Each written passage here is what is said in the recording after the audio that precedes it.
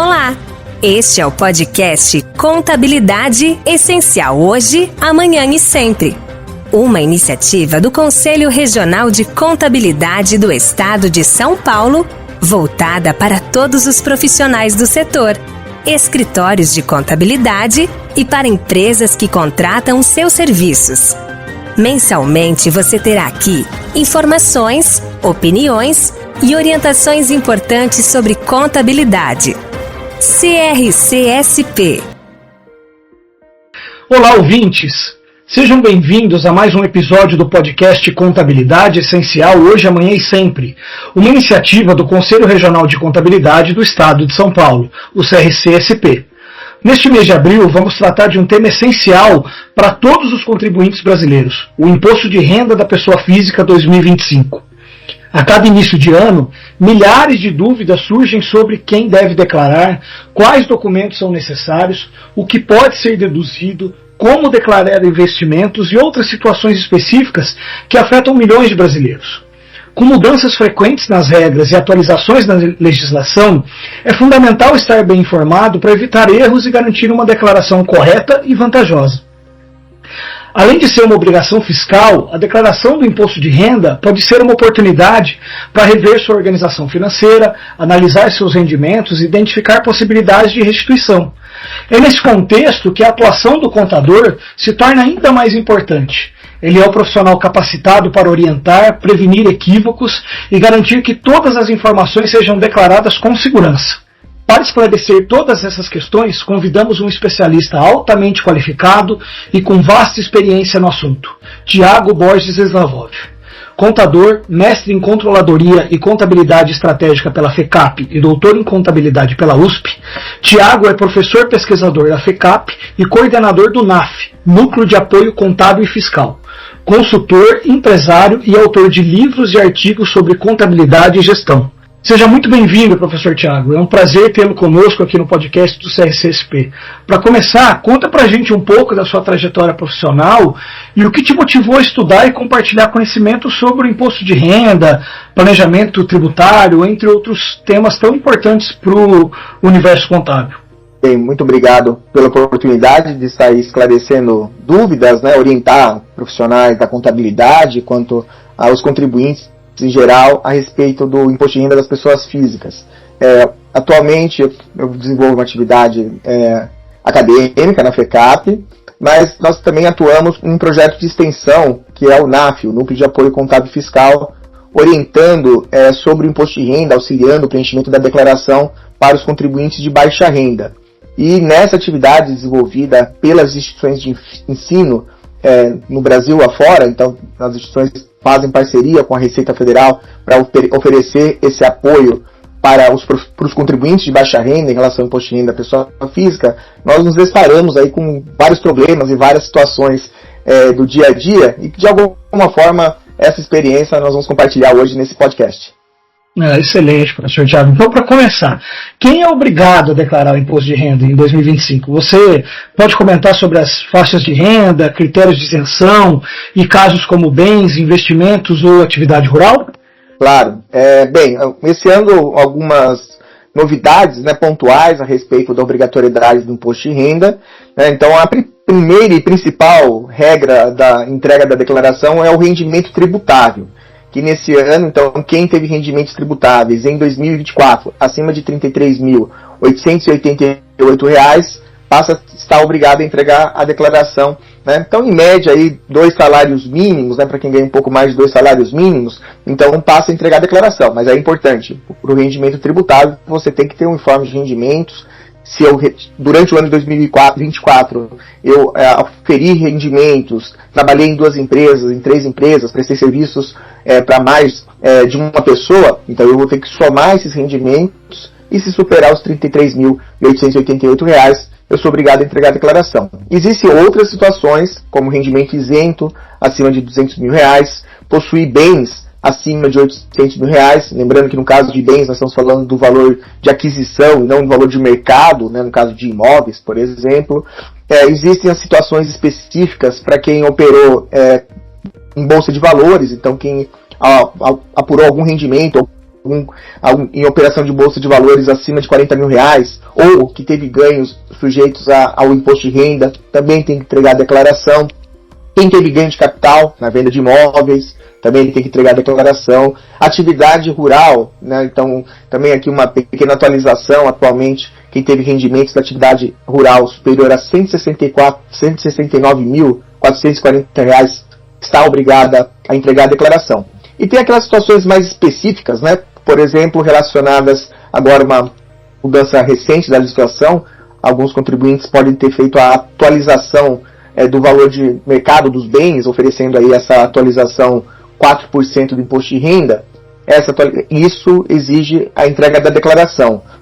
Também no caso de ativos exterior, né? Então quem declara bens no exterior, para quem se fosse detido, titularidade de trust, rendimentos de aplicações financeiras e lucros do exterior, que também com base em legislação recente, né? Então são várias as situações em que o contribuinte pode ser obrigado a entregar a declaração.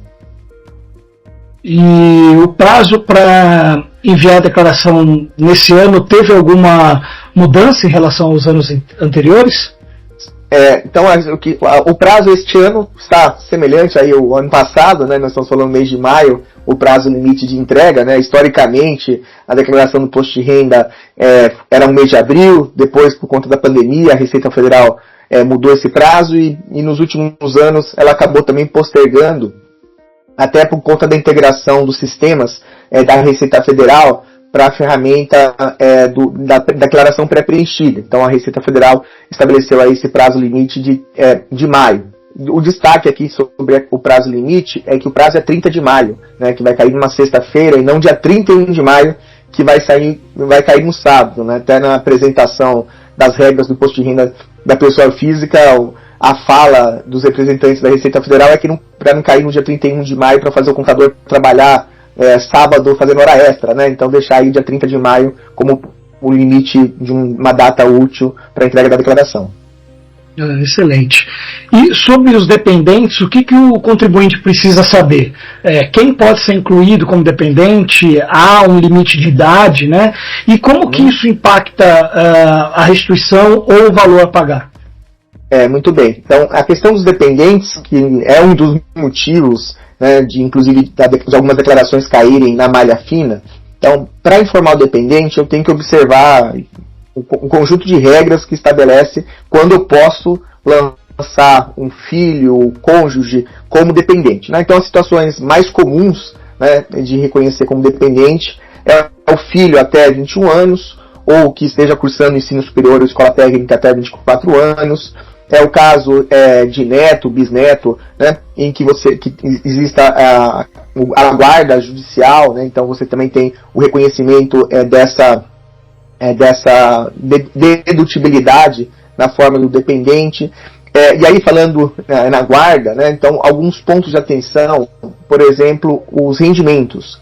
Então quando eu informo um filho que recebe algum tipo de rendimento como dependente, tomar cuidado que os rendimentos daquele filho, por exemplo, precisam ser informados na declaração de renda. Geralmente, a dica é que se o meu filho ou o meu dependente, né, ele tem algum rendimento, a menos que as despesas que eu tenho com aquele dependente sejam superiores àquele rendimento, né, geralmente é melhor declarar separadamente, a apresentar cada um a sua declaração. Então, separo as declarações, né? Agora, se eu informar o dependente, eu preciso informar o rendimento desse dependente. No caso de casal separado, né? Então, no caso dos cônjuges, então, a depender da forma como judicialmente ficou a guarda do filho, também eu só vou informar a criança, por exemplo, em uma das declarações, né? Então, quando aparece dependente em duas declarações do imposto de renda, essas declarações caem, né, possivelmente caem na malha da Receita Federal, né, porque o dependente só pode constar em uma declaração. Existe também, como eu rapidamente mencionei, a diferença do dependente e do alimentado, né, que ocorre também nessas situações, por exemplo, de separação, em que o alimentado é aquele que legalmente, judicialmente, há o pagamento né, de um determinado valor, uma pensão, a determinadas despesas, ainda que não seja qualificado como dependente. Tá? Então isso também gera alguma confusão aí na declaração do imposto de renda das pessoas físicas, e algumas declarações são retidas em malha por conta disso. E quais os principais gastos que podem ser deduzidos do imposto de renda? Educação, saúde, pensão, previdência privada? Vale a pena organizar esses documentos? Eu acho que vale, né? Sim, sem dúvida. Então, o pensamento aqui é importante destacar isso. Ainda que lá na frente, né, a declaração pode ser simplificada, né, depois nós podemos falar disso, eu preciso, ao preencher a declaração, informar todas as despesas dedutíveis para o imposto de renda da pessoa física. Então, no caso da despesa de instrução, né, então falando independente, falando de filhos, por exemplo, uma despesa comum para alguns contribuintes é a despesa de instrução. Né? Então, eu vou lançar a minha despesa de instrução ou a despesa de instrução com dependentes, desde que de ensino regular, ensino superior, ensino médio e cursos de técnicos registrados no MEC. Né? Então, um curso, infelizmente, né, por exemplo, um curso de idiomas ou um curso técnico, ali, uma qualificação profissional, eles não são considerados despesa de instrução, que hoje o limite é de R$ 3.561,50. Outro tipo de despesa comum, né? Então, também aí nessas situações que eu falei do dependente, são as pensões, né, que são dedutíveis desde que previstas legalmente, né, então podem ser lançadas na declaração. Uma outra despesa, e aí essa despesa faz parte do que nós chamamos aí de um planejamento tributário, né, e é importante, nesse caso, simular ou procurar um contador para ajudar a fazer essa simulação, que são os planos de previdência privada do tipo PGBL. Né? Então, até dentro do limite de 12% do rendimento tributável, o contribuinte pode lançar essas despesas, pode lançar esses pagamentos como dedução do imposto de renda, e ainda que exista lá na frente uma tributação no momento da aposentadoria, no momento do resgate, dependendo da simulação, dependendo da idade do contribuinte, vale a pena. E por fim, a despesa mais comum, né, independente aí da faixa de idade, né, ou da condição da previdência, são as despesas médicas, as despesas com saúde. Então essas costumam dar bastante trabalho para os contribuintes, planos de saúde ou despesas médicas que são pagas diretamente para o profissional. Inclusive, no caso das despesas médicas, é importante lembrar, né, que até 2024, né, se admitiu ainda os recibos, né, em papel para as despesas médicas. E uma das novidades implementadas no final do ano passado, valendo para 2025, é que desde janeiro de 2025, todos os recibos médicos eles têm que ser informados de uma obrigação fiscal acessória que foi criada especificamente dos profissionais de saúde. Já tem lá uma DIMED, mas desde 2025 não são aceitos mais os recibos em papel. Né? Então a Receita Federal tem reforçado muito isso. Não vai afetar ainda a declaração desse ano. Então, eventualmente, neste ano de 2025, referente à declaração de 2024, eu ainda vou registrar ali um documento que eu recebi, um documento físico, né, que o profissional de saúde preencheu e depois alimentou o sistema da Receita Federal com aquela informação para os cruzamentos de dados. Mas a partir de 2025, desde o início deste ano, os médicos, os profissionais de saúde já geram ou deveriam gerar esses recibos em serviços de saúde, né? Lembrando que aí hospitais e planos têm os documentos, têm as notas fiscais, mas principalmente os profissionais autônomos, eles precisam gerar esses documentos na forma digital. Professor Tiago, e uma das dúvidas que mais aparecem, né, é qual é a diferença entre a declaração simplificada e a completa, né? Como que o contribuinte pode escolher, né, a melhor opção para pagar menos ou restituir mais?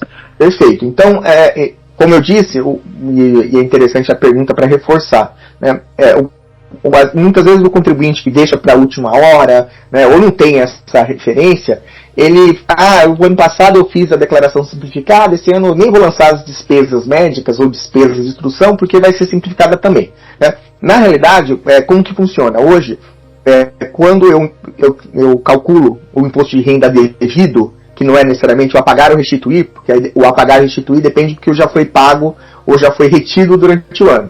Então, quando eu vou calcular o imposto de renda devido, a declaração ela considera os rendimentos tributáveis, aplica a alíquota do imposto de renda, deduzindo aquilo que eu informei como deduções. Então, previdência oficial, previdência complementar, despesa médica, né, as despesas de dependentes, né, despesa de instrução, por exemplo. E o programa calcula e chega lá numa base de cálculo, essa base de cálculo, rendimentos menos deduções, essa base de cálculo é que vai determinar o meu imposto de renda devido.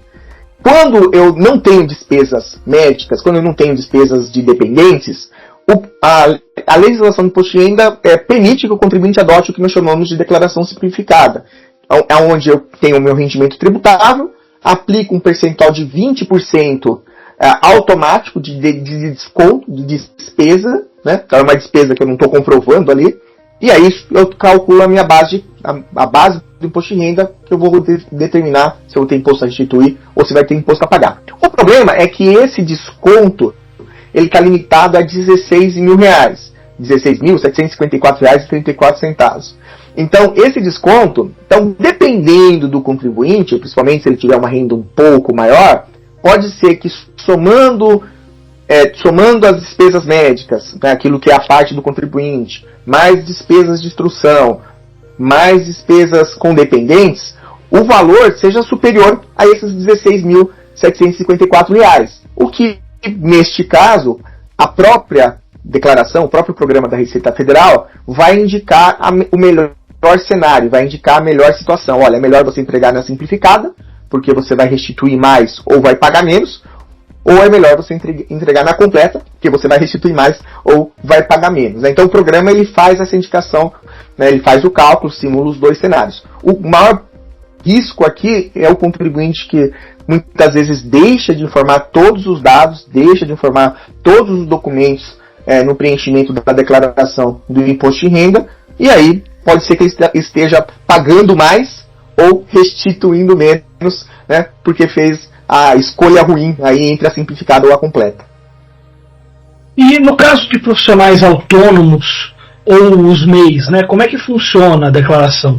Eles devem usar carnê-leão ou como fica, né, a distribuição de lucros, o chamado prolabore? Perfeito. No caso do autônomo e do MEI, então existe uma diferença legal, existe uma diferença conceitual importante, né? Então, quando nós estamos falando de profissionais autônomos, o profissional liberal, aquele que presta serviço para pessoas físicas ou pessoas jurídicas utilizando o seu CPF, né? Esse profissional ele precisa manter o chamado livro caixa, onde ele vai registrar os seus rendimentos e vai descontar algumas despesas que a legislação do imposto de renda permite que reduzam esses rendimentos, né? Então algumas despesas que são para fins do livro caixa são consideradas dedutíveis. E aí, sobre o que sobra, né, desses rendimentos menos essas despesas, o profissional autônomo ele vai apurar o chamado carnê-leão, né, que é todo mês, né, verificar o que ele ganhou, rendimentos menos as despesas dedutíveis, documentadas pelo livro caixa, e fazer um recolhimento mensal do imposto de renda. No final do ano, quando eu entrego a declaração de ajuste anual, né, então o que vai acontecer é que aquele valor que foi pago, ele é considerado uma antecipação, aquilo que já foi pago no carnê-leão, e aí eu vou somar, eventualmente, outros rendimentos tributáveis, ou eu vou considerar outras despesas dedutíveis que não foram consideradas no cálculo do carnê-leão, e o contribuinte pode ter um imposto de renda a restituir ou um imposto de renda a pagar. No caso do MEI, a história é um pouco complicada, até de alguma maneira existe uma certa controvérsia, porque o MEI ele é sujeito o rendimento do MEI ele é sujeito ao imposto de renda, né? Então o MEI, por exemplo, a legislação do imposto de renda não diz que o rendimento do MEI é isento, né? Há inclusive aqui uma percepção importante que quando o MEI nós estamos vendo aí, de certa forma, também um movimento aí de algumas atividades econômicas que até então não estão no MEI, né, que a fiscalização quer pegar, mas quando eu tenho um MEI, se eu faturo, por exemplo, R$80 mil, esses R$80 mil eu tenho que guardar os documentos de despesa, eu tenho que guardar os comprovantes de despesa. Por quê? Porque para o MEI, se eu faturo R$80 mil e eu não tenho contabilidade, se eu não tenho uma escrituração financeira, os R$80 mil eu vou aplicar hoje aquilo que na legislação do imposto de renda do lucro presumido, nós chamamos de percentuais de presunção, 8% para vendas, 32% para serviços, e esses 8% ou 32% é que é rendimento isento, né? A diferença do rendimento isento em relação ao rendimento do contribuinte é considerado um rendimento tributável. Então, o MEI, apesar daí, de uma dificuldade maior da Receita Federal em fiscalizar essas atividades, o MEI, nesse caso, teria rendimento tributável se ele não mantém a escrituração contábil. No entanto, se ele mantém a escrituração contábil regular, é o que está dito na legislação do imposto de renda, todo o rendimento do MEI é isento. Então, se ele tem lá um rendimento de 80 mil e despesas de 20 mil reais, né, teria um lucro de 60 mil reais, e esse lucro de 60 mil reais ele é considerado isento do imposto de renda e informado na declaração do imposto de renda como rendimento isento. Há uma percepção aqui, portanto, de maneira geral, né, que mesmo sendo MEI, principalmente se os ganhos do MEI, né, hoje o MEI, claro, tem um rendimento reduzido de até o faturamento de 81 mil reais por ano, mas talvez a dica para o profissional, para aquele que é MEI, é olhar o seu rendimento líquido. Então, se o seu rendimento líquido ficar acima hoje de 2 salários no MEI, 2 salários mínimos, né, então há uma chance, né, desse rendimento poder ser tributado em algum momento pela Receita Federal. Então é bom procurar o contador se informar melhor. Para quem investe, como declarar ações, fundos, criptomoedas? Professor Thiago, você pode falar um pouco mais sobre rendimentos isentos, ganho de capital e a emissão de DARFs mensais, por favor? Perfeito. Então, esse é um assunto que por si só exige um podcast específico, né? Mas acho que esses apontamentos gerais são importantes, né? Então, hoje nós teríamos 3 categorias aí naquilo que você perguntou. Então, nós temos as ações e os fundos imobiliários, né? Então, aquilo que a pessoa física, o contribuinte, ele opera ali, comprando e vendendo ações, comprando e vendendo participações acionárias, papéis, né? Então, nós estamos falando aí de operações sujeitas à renda variável, né? Então, nós estamos falando aí de ganhos em função das operações que ele tem, né? Então, de maneira geral, a participação em ações, geralmente, também exigem que o contribuinte, ele controle, né? Especificamente, aí, existe um sistema hoje da Receita Federal de controle de renda variável, onde ele faça esse controle mensal, né? E se ele tiver lucro, né, dessas operações, conforme aí o tipo de papel, conforme o tipo de investimento, ele vai recolher aí mensalmente, de maneira parecida lá com o profissional autônomo, ele vai recolher um DARF desse rendimento mensal.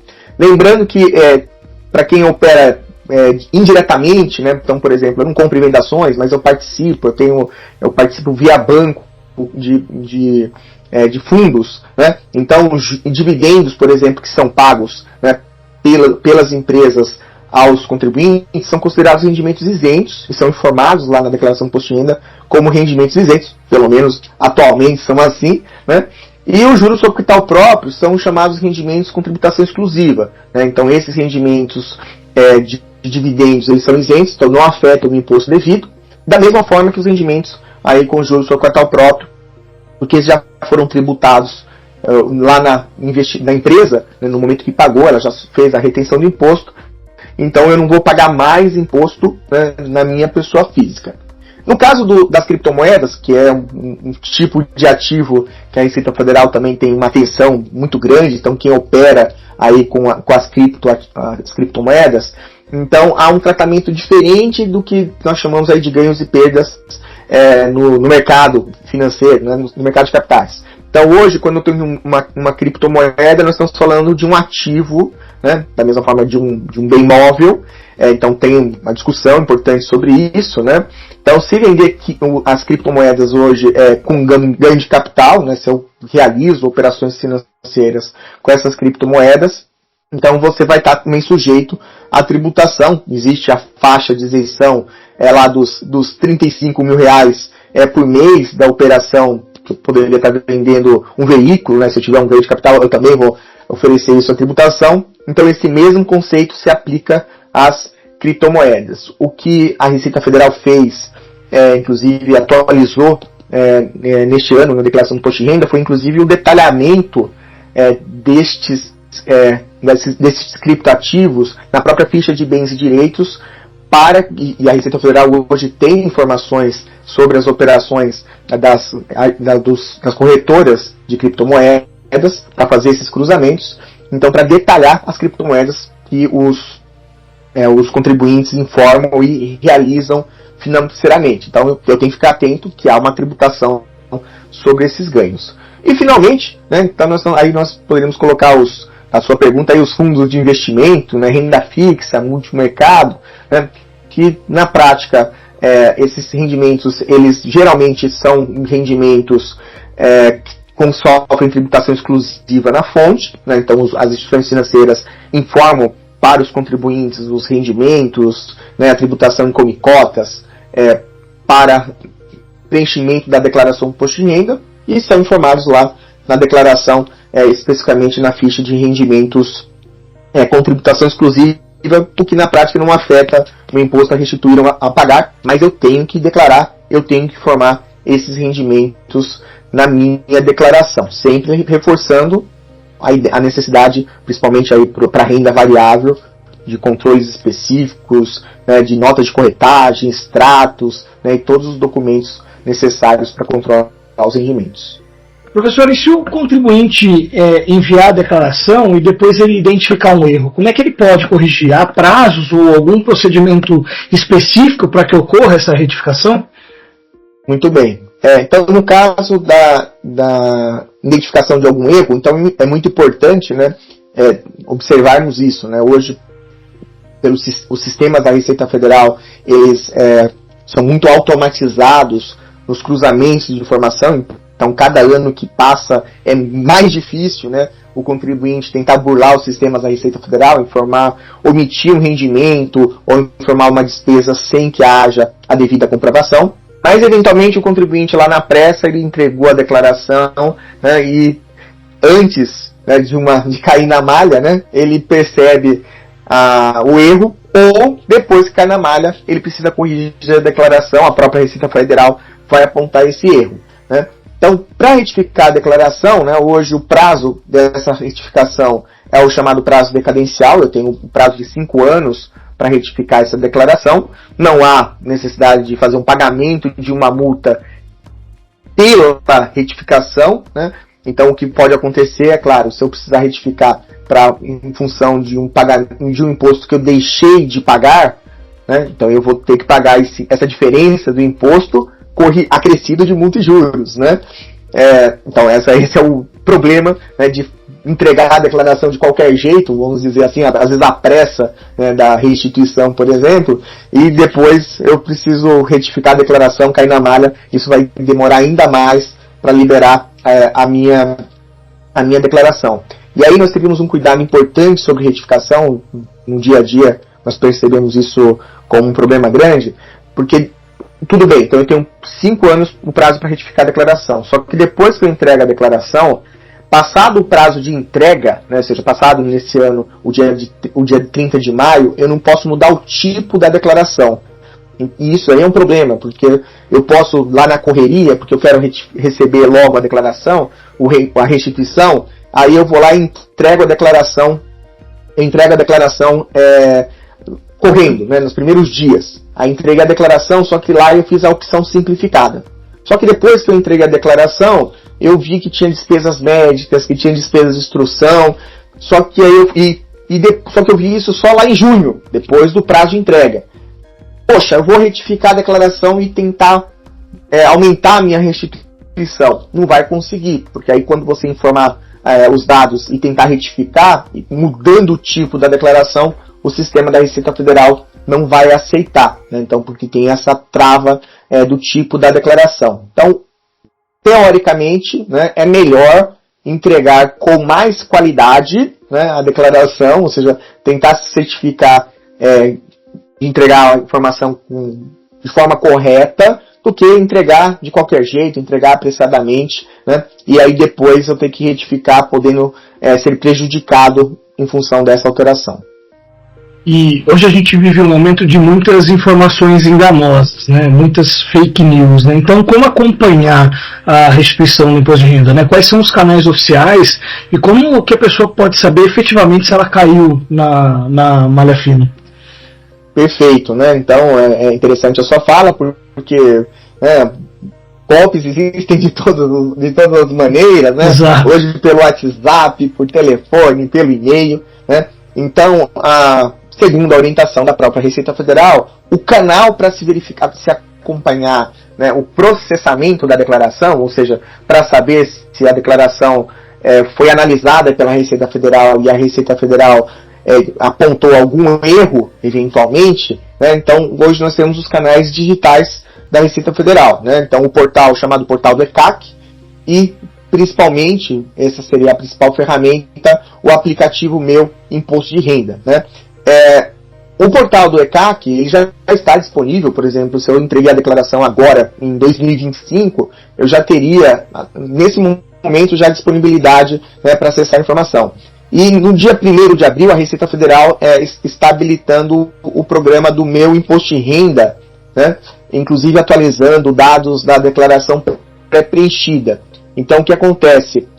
Quando eu consultar o processamento da declaração no aplicativo Meu Imposto de Renda, eu vou ter lá um processamento mais preciso, um processamento mais detalhado da declaração do imposto de renda, e aí, pelo menos ali, eu consultando todo mês, né, enquanto ainda não foi processada a declaração, eu vou saber se eu vou ter a minha restituição, por exemplo, se eu não vou ter a minha restituição, se eu caí na malha ou não.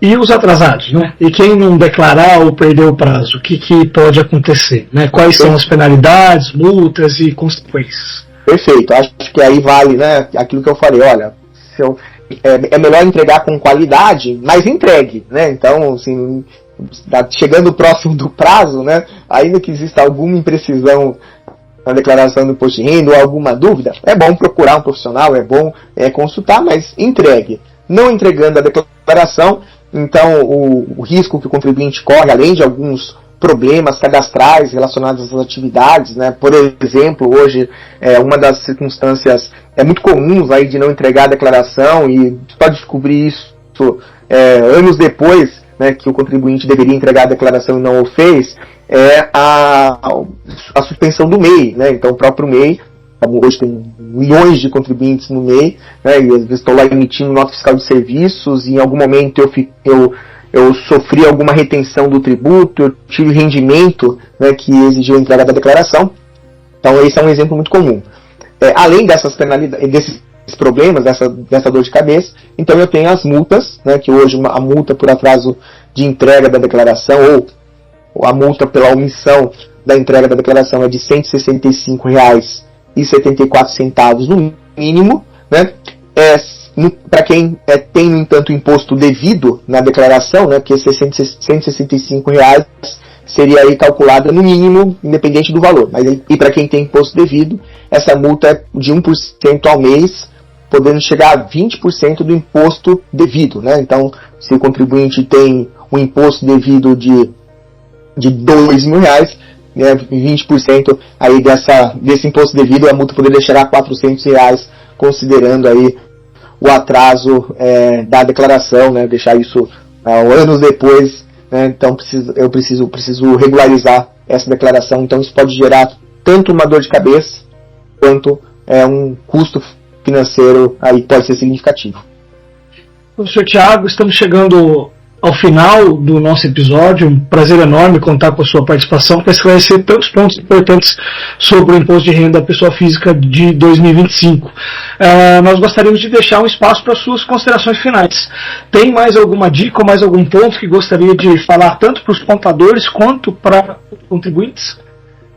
Sim, talvez a dica importante para apresentar, né? Então os profissionais de contabilidade provavelmente já estão vendo isso, e se não viram, vale a pena dar uma olhada na versão online da declaração do imposto de renda, que é o aplicativo Meu Imposto de Renda, né? Então, tradicionalmente, os profissionais de contabilidade e grande parte dos contribuintes, né, esses dados a própria Receita Federal divulga, as declarações elas são preenchidas usando o programa, né, instalado no Windows, onde você preenche a declaração, né? Vamos chamar aqui a PGD, o Programa Gerador do Imposto de Renda. Mas a Receita Federal ela fez modificações significativas no aplicativo online chamado Meu Imposto de Renda. Primeiro, porque eu tenho uma integração automática, né, da chamada declaração pré-preenchida, que é uma dica muito importante, né? Se você não utiliza a pré-preenchida, você deve utilizar a pré-preenchida. Então, para a utilização da declaração pré-preenchida, eu tenho que utilizar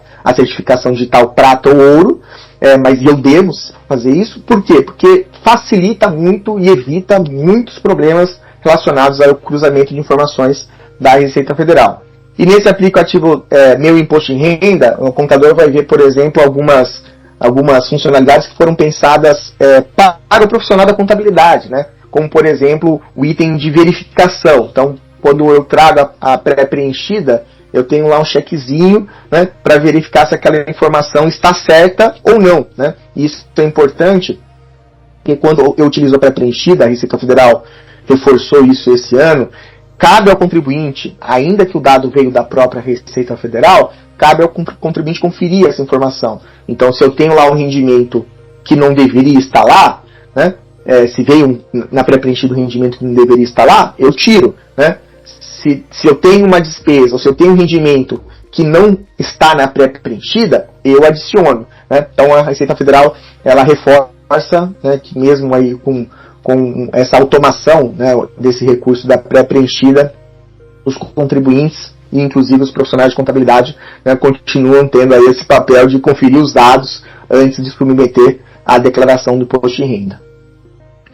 Encerramos aqui o nosso programa. Agradecemos a participação do professor Tiago Borges Lavov e lembramos que você pode conferir todos os episódios anteriores nos principais streams de música e podcasts.